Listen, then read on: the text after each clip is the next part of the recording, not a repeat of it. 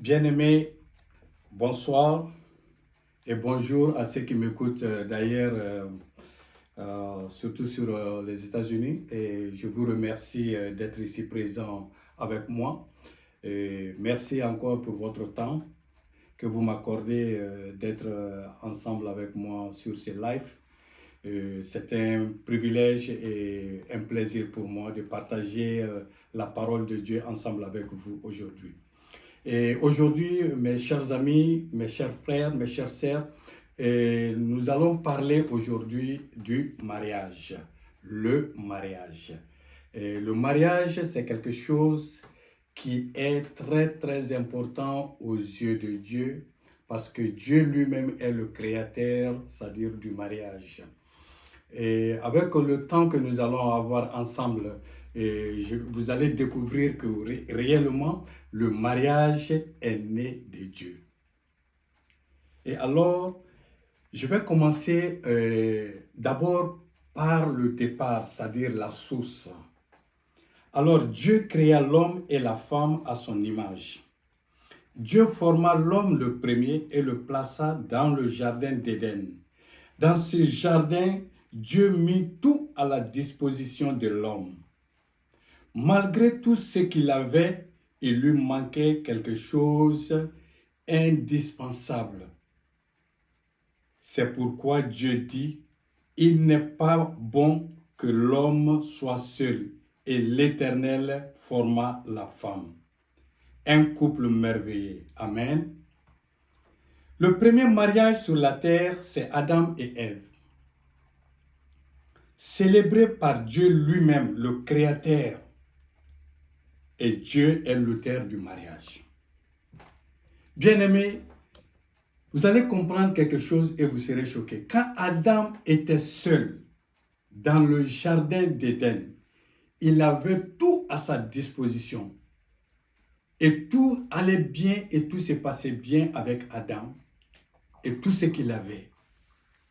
Mais vous savez une chose, quand Dieu fut formé la femme, Dieu créa la femme et le met, c'est-à-dire à la disposition de l'homme et le mari à l'homme.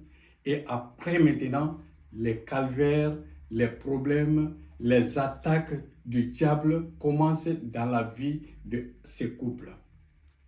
C'est pour vous dire que les attaques dans le couple, dans le mariage, n'est pas commencé à nous, mais c'est commencé depuis Adam et Ève. Parce que tout ce que Dieu crée, le Satan s'oppose. Tout ce qui est créé par Dieu, le Satan s'oppose. Bien-aimés, est-ce que vous comprenez ce que je veux vous apprendre aujourd'hui, ce que je vais vous dire? Pas pour vous apprendre, mais pour vous dire. Tout ce qui a été créé par Dieu, le Satan s'oppose. Le Satan, il n'avait pas attaqué Adam quand il était seul. Mais quand il a vu que oui, Adam est couplé, Adam maintenant va avoir, c'est-à-dire une progéniture, une génération. Alors le Satan s'est attaqué à Adam, au mariage. Donc, aujourd'hui, si nous vivons les attaques dans nos vies de famille, dans nos vies de couple, de mariage, alors cela n'est pas commencé par nous, mais c'est commencé par Adam et Ève. Mais je vais vous dire une chose, c'est qu'aucun père ou une mère ne peut prendre plaisir de voir, c'est-à-dire le mariage de son fils ou de sa fille aller en échec, volé par le diable. Personne ne peut être d'accord pour cela en tant que parent. Mais notre parent spirituel, notre Dieu, notre Père, c'est Dieu lui-même. Il ne peut pas prendre plaisir en nous voyant souffrir dans nos foyers. Quand Adam et Ève furent attaqués, et Dieu, maintenant, sait que oui, la généalogie d'Adam, c'est-à-dire de génération en génération, ils vont se marier entre eux, monsieur et madame. Et alors, Dieu va mettre à leur disposition des principes maintenant, ces principes-là pour qu'ils vont l'utiliser quand ils seront attaqués. Quand la tribulation, le vent va venir, le Satan va venir attaquer le couple, alors Dieu a préparé déjà les paroles qu'il faut pour embellir, pour conduire nos foyers, nos mariages avec succès. Avec succès. Parce que Dieu est très intéressé par le mariage. Mais le Satan s'oppose. C'est pourquoi les familles, les couples sont attaqués quotidiennement. Quotidiennement. Mais je vous encourage, mes frères et sœurs, ceux qui sont mariés, ceux qui sont dans le mariage, ceux qui veulent se marier, ceux qui sont encore au niveau du fiançailles, je vous encourage, ne perdez pas le courage, ne perdez pas l'espoir. C'est que Dieu, aujourd'hui encore, va vous donner une autre ouverture, une autre chance, une seconde chance. Mais cela ne va pas aller sans la parole de Dieu. Donc, maintenant, nous allons essayer de lire la parole de Dieu. Alors, je vais commencer à lire, c'est-à-dire dans Genèse. Je vais lire Genèse chapitre 2, verset 18. Et qu'est-ce que Dieu va nous dire ici concernant le mariage? Alors, l'Éternel dit, il n'est pas bon que l'homme soit seul. Je lui ferai une aide semblable à lui. Et l'Éternel Dieu forma de la terre. Voilà. L'Éternel Dieu dit, il n'est pas bon que l'homme soit seul. Je lui ferai une aide semblable à lui. Maintenant, quand déjà Dieu a vu que l'homme, il n'est pas bon qu'il soit seul. Et c'est pourquoi nous avons décidé de nous marier. Parce que l'homme ne peut pas seul. Monsieur, tu ne peux pas seul sans la femme. Ça a été déjà écrit, ça a été dit depuis le commencement, depuis la création, que l'homme ne peut, il n'est pas bon que l'homme soit seul. Mais si nous les hommes ne comprenons cela, la femme est très importante à nos côtés.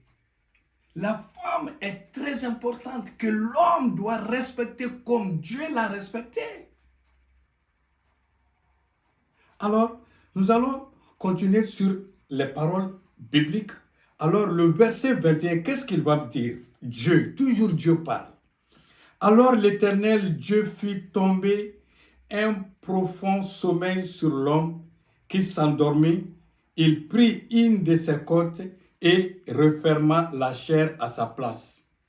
Le verset 22, l'Éternel Dieu forma une femme de la côte qu'il avait prise de l'homme et il l'amena vers l'homme. Voyez, maintenant, Dieu forma l'homme et la femme, c'est-à-dire avec le côte. C'est un mystère. C'est un mystère le mariage.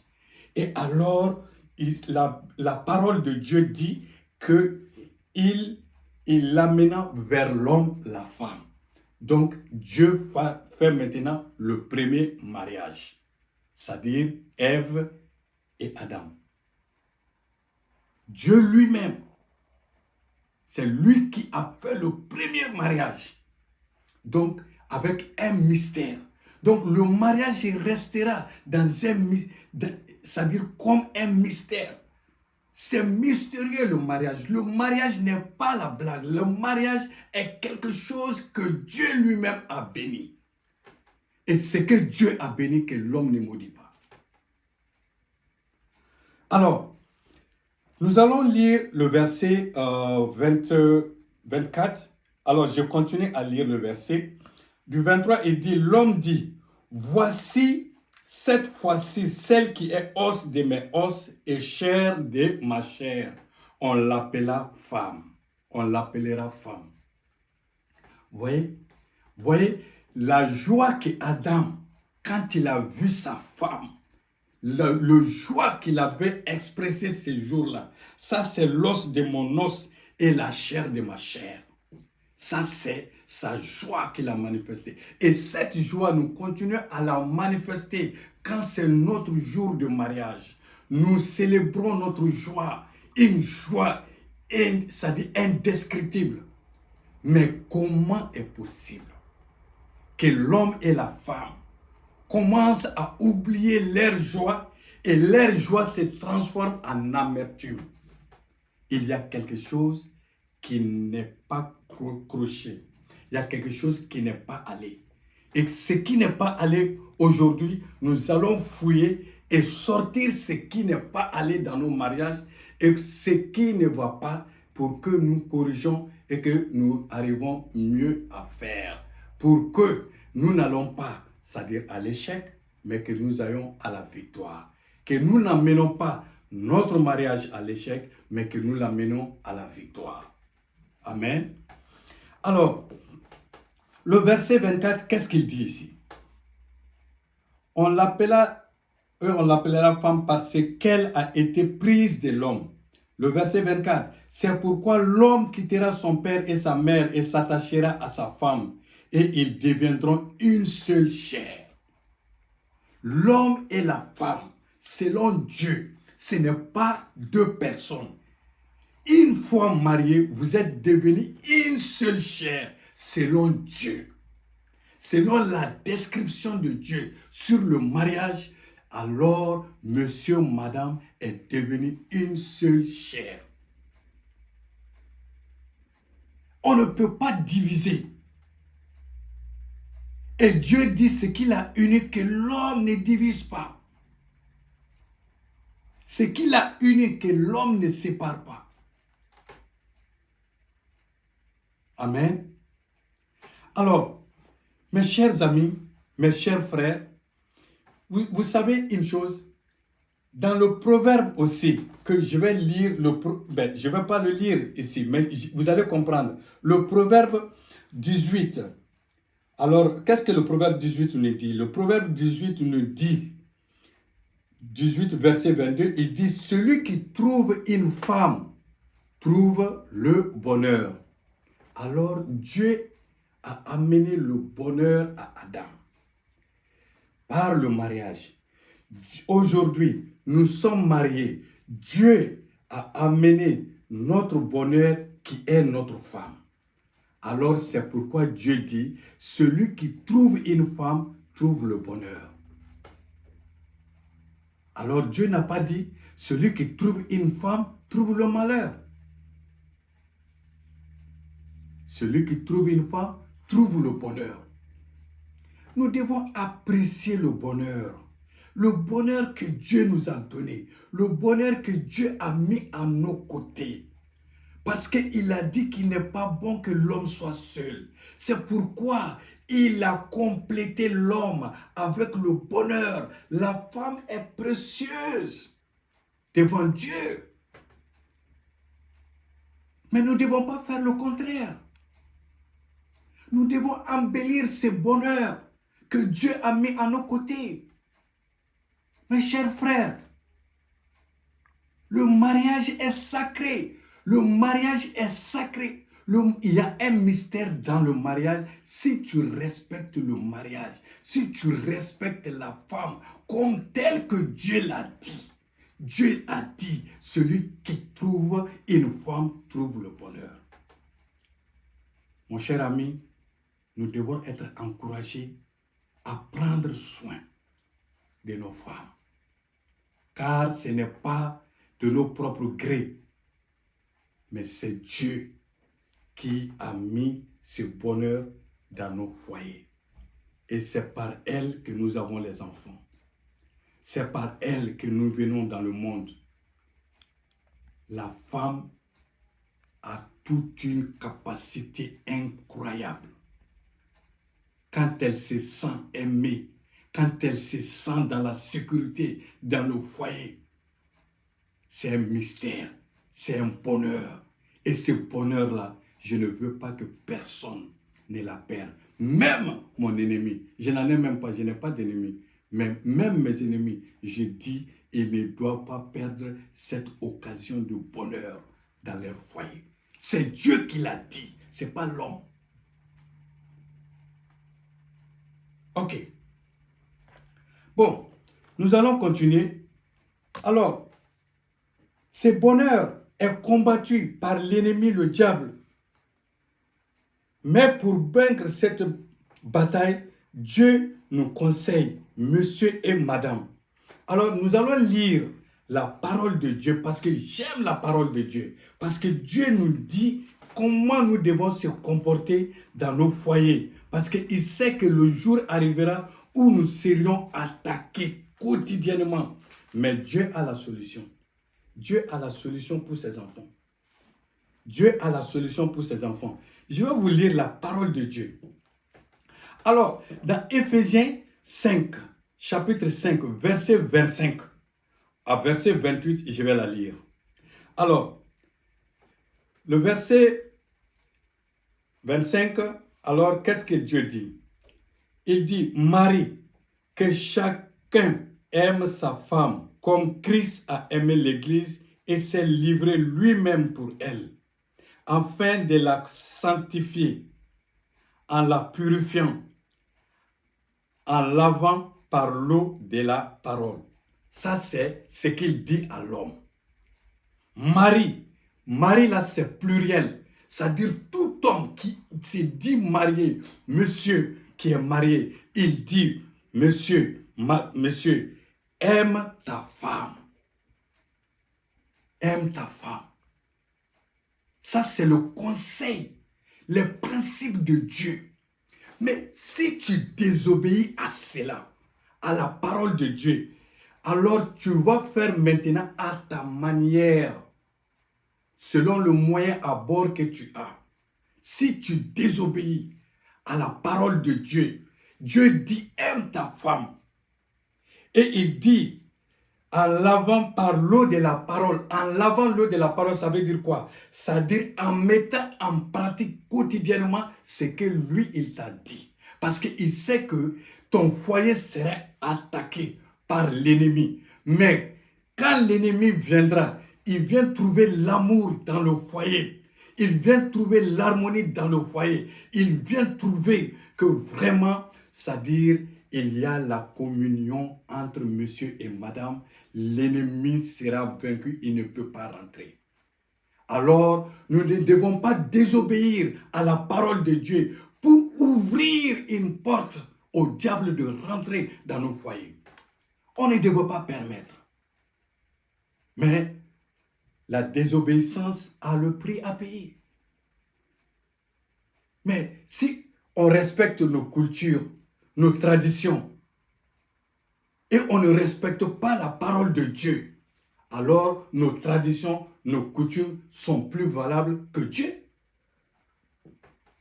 Dieu dit aime ta femme. Tu dis non, je ne vais pas l'aimer. Parce que ma tradition, comme ça, mon frère, ta tradition a été créée par un homme. Mais celui qui n'a pas été créé par l'homme là, c'est Dieu lui-même. Lui, il te dit aime ta femme. Tu n'as pas à contester, tu dois obéir.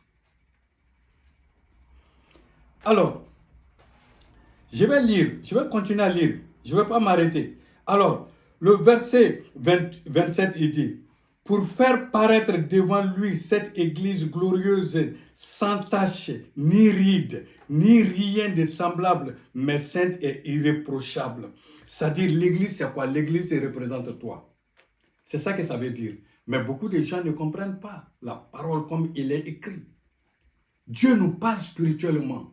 L'église là, ce n'est pas l'église, le bâtiment. L'église là représente toi, monsieur. Il dit, cette femme-là doit être embellie, ni ride, c'est-à-dire ni ride, ni tache. Mais si toi, tu formes le coup de poing contre ta femme avec la violence, mon cher, elle va avoir les tâches, elle va avoir les rides, les consorts et tout ça là. Mais l'amour ne peut pas faire la violence. Dans l'amour, il n'y a pas la violence. Non, tout sauf ça. Tout sauf ça. Alors, nous devons choisir. Est-ce qu'il faut obéir à Dieu ou il faut obéir à nos traditions, à nos cultures, au diable? Le choix est dans notre camp. Alors, ça c'est l'homme, ce qu'il a dit à l'homme. Maintenant, il va parler à la femme. Le droit de la femme, qu'est-ce que la femme doit être? Quel sera son comportement dans le foyer? Parce qu'il sait que oui, son foyer sera attaqué. C'est pourquoi il a prévenu la femme avant. Dans le verset 22, c'est-à-dire toujours on est dans le Éphésiens chapitre 5, le verset 22, il dit quoi? Femme, que chacune soit soumise à son mari comme au Seigneur. Alors, vous vous rappelez une chose, voilà ce qu'il dit à la femme, femme, sois soumise à ton mari. Mais la femme dit, je ne veux pas me soumettre à mon mari. Ok, il ne faut pas te soumettre. Fais ta volonté. Tu as ton moyen à bord, alors utilise-la et on va voir si ça va t'aider, si ça va amener à la victoire ou pas. Parce que Dieu veut que sa parole soit obéie. Parce que Dieu sait que ce que tu ne vois pas, lui, il voit. Ce que tu n'entends pas, lui, il entend. Alors, c'est pourquoi il te prévient, femme, sois soumise à ton mari comme au Seigneur. Vous savez, le couple qui n'a pas failli, c'est le couple qui n'a pas failli, ça c'est Adam et Ève. Le second couple qui n'a pas failli, que tout le monde connaît, ça c'est Abraham et Sarah, sa femme.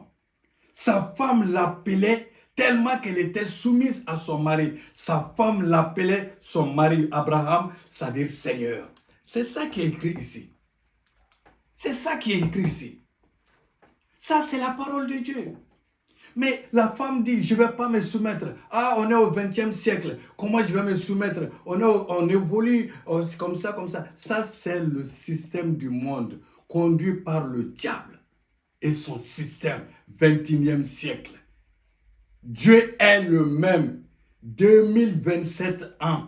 Il est le même hier, aujourd'hui. Et il ne changera pas. Il ne variera pas. Il restera le même. Et sa parole va rester le même. Si tu vas respecter la parole de Dieu, tu vas vivre ton foyer avec succès. Tu vas vivre ton foyer avec victoire. En se soumettant, comme Dieu l'a dit. Mais si tu ne vas pas suivre la règle de Dieu, alors, madame, je sais que toi, tu as une autre force ou bien tu as un autre moyen que tu peux conduire ton foyer sans la parole, sans l'obéissance à la parole de Dieu. Il a été clair. Il a été clair. Alors, au verset 24, or de même que l'Église est soumise à Christ, les femmes aussi doivent l'être à leur mari en toutes choses. L'Église là, je vous ai dit en avant, l'Église n'est pas le bâtiment. L'Église n'est pas le bâtiment. Ouais. L'Église Dieu veut parler de toi-même. Alors, sois soumise. C'est-à-dire, tu dois l'être à ton mari en toutes choses. En toutes choses, tu dois être soumis. Ça, c'est serré, c'est collé. Personne ne peut enlever ça. Ni diable, ni homme, ni tradition, ni culture. Tu ne peux pas enlever ça. Ça va rester comme c'est là. C'est écrit noir sur blanc. Personne ne peut la changer. C'est la parole de Dieu. Tu l'obéis ou tu ne l'obéis pas. C'est un choix. Mais Dieu t'a donné la solution pour te sauver contre les attaques, pour sauver ton foyer contre les attaques, pour sauver tes enfants contre les attaques du diable dans la famille, dans ton foyer, Dieu t'a donné la solution. C'est ça, madame. À moins que tu as un autre moyen. Mais le moyen de Dieu, selon le mariage, c'est ça. C'est ça. Personne ne peut la changer. Alors, je vais essayer de ne pas aller trop loin, mais je serai un peu courte aujourd'hui avec vous parce que aujourd'hui c'est le week-end et je sais que tout le monde est un peu pris. Voilà. Bon, maintenant, je vais vous dire une chose. Pour maintenir ton foyer dans la paix, dans l'amour, l'homme, tu dois te rappeler de la parole de Dieu. Et Dieu dit à la femme, pour maintenir ton foyer dans la paix, dans l'amour, il dit, femme, rappelle-toi de ma parole. Sois soumise à ton mari. Il dit la même chose au mari. Il dit, mari, aime ta femme. Les sentiments finiront, mais l'amour restera. L'amour est patient. L'amour excuse tout. L'amour n'échoue pas. L'amour pardonne. L'amour donne. Le mariage est un don de Dieu. Ce que Dieu a uni, que l'homme ne sépare pas. Ayez le courage, monsieur, madame, sans orgueil. S'il y a quelque chose qui ne va pas, asseyez-vous, pardonnez-vous réciproquement, sans orgueil. Et le pardon est une force de puissance et non une faiblesse. Je vous encourage, monsieur, madame, de continuer à vous aimer sans cesse. Parce que l'amour n'échoue pas.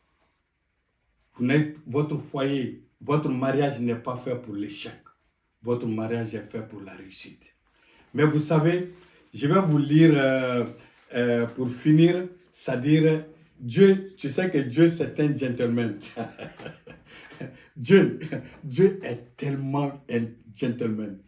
Je vais vous lire. Tu sais que quand on était au collège, bon, hein, quand on était au collège, c'est-à-dire qu'on faisait des avances en écrivant les poèmes à nos chéris, etc., etc. Mais Dieu fait la même chose. C'est-à-dire, avant d'aller au mariage, quand on était dans le fiançage, on disait tout, et puis des choses, tout ce qu'on dit à la femme pour l'attirer vers toi.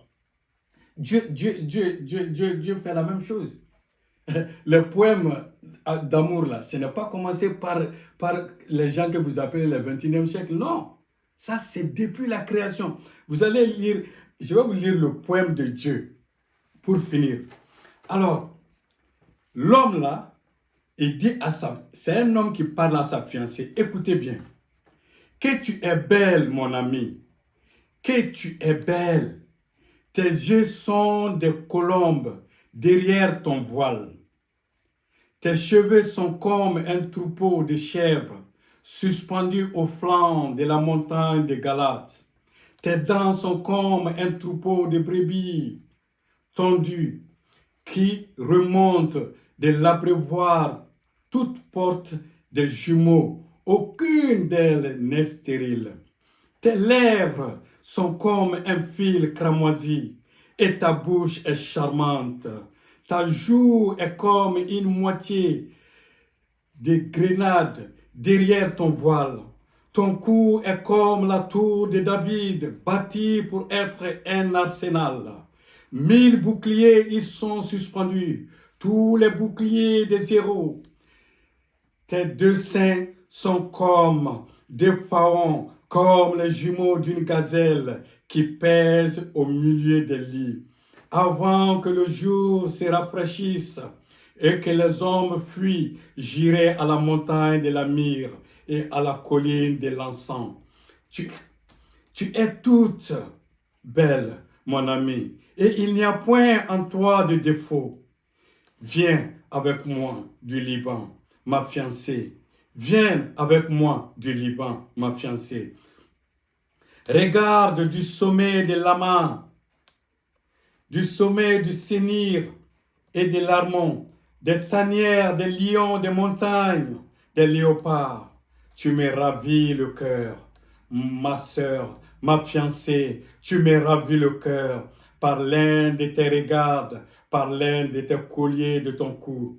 Que le charme dans ton amour, ma sœur, ma fiancée, comme ton amour vaut mieux que le vin et combien les parfums sont plus suaves que tous les aromates. Tes lèvres destillent le miel, ma fiancée. Il y a sous ta langue du miel et du lait, et l'odeur de tes vêtements est comme l'odeur du Liban. Tu es un jardin fermé, ma sœur, ma fiancée, une source fermée, une fontaine scellée. Tes jets forment un jardin où sont des grenadiers avec les fruits les plus excellents. Les troènes avec le nard et le safran, le roseau aromatique et le cinnamon, avec tous les arbres qui donnent l'encens, la myrrhe et l'aouette, avec tous les principaux aromates, une fontaine, des jardins, une source d'eau vive, tes ruisseaux du Liban. Lève-toi, Akion, viens au temps. Soufflez sur mon jardin et que les parfums s'en exhalent. Voilà le poème d'amour vraiment que Dieu, c'est-à-dire, a à la disposition de ses enfants. Alors, monsieur, madame, chère Marie, chère fiancée, je vous encourage. Ne baissez pas le bras. Continuez avec le courage. Dieu vous exaucera. Continuez avec le courage en obéissant la parole de Dieu, car sa parole est la vie et sa parole donne la vie. Que le Seigneur vous aide, que le Seigneur vous bénisse dans le précieux nom de Jésus. Amen.